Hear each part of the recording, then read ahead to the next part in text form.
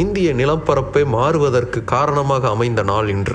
இன்னைக்கு தான் லண்டனில் அசாம் டீக்கான முதல் ஏலம் அப்படிங்கிறது நடத்தப்பட்டுச்சு. அந்த ஏலத்தில் அசாம் டீக்கு கிடைத்த வரவேற்பு இந்திய மலைப்பகுதியுடைய லேண்ட்ஸ்கேப்பையே மாற்றி போட்டுச்சு. 19ஆம் நூற்றாண்டு வரைக்கும் தேநீர் அப்படின்னா அது சீனா தான். சீனாவுடைய அந்த மோனோபோலியை யாராலையுமே அசைக்க முடியல. தேநீருக்கு அடிமையான ஐரோப்பிய நாக்குகள் சீனாவுக்கு மண்டியிட்டன.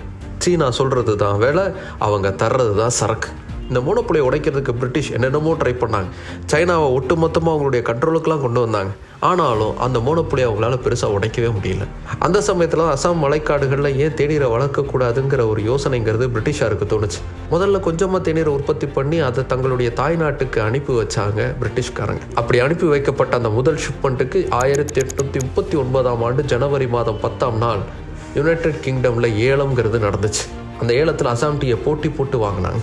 பெரும் வலைக்கு அது போச்சு.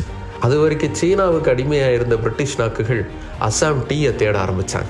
அசாம் டீக்கு பெரும் வரவேற்பு இங்கிலாந்தில் கிடச்சிருச்சுன்னு தெரிஞ்ச உடனே இங்கே அசாமில் இருந்த காடுகளை எல்லாம் அழித்து எல்லாத்தையும் டீ தோட்டங்களாக மாற்ற ஆரம்பித்தாங்க பிரிட்டிஷ்காரங்க. அசாமில் தொடங்கினது இங்கே நீலகிரி வரைக்கும் நடந்துச்சு. அப்படி தான் இந்தியா இன்றைக்கி டீ இண்டஸ்ட்ரியில் போட்டி போடக்கூடிய ஒரு நாடாகவே மாறிச்சு. தேநீரின் வரலாற்றில் மிக முக்கியமான திருப்பு முனையாக அமைந்த இந்திய நிலப்பரப்பையே மாற்றிய அந்த முதல் ஏலம் நிகழ்ந்த தினம் இன்று.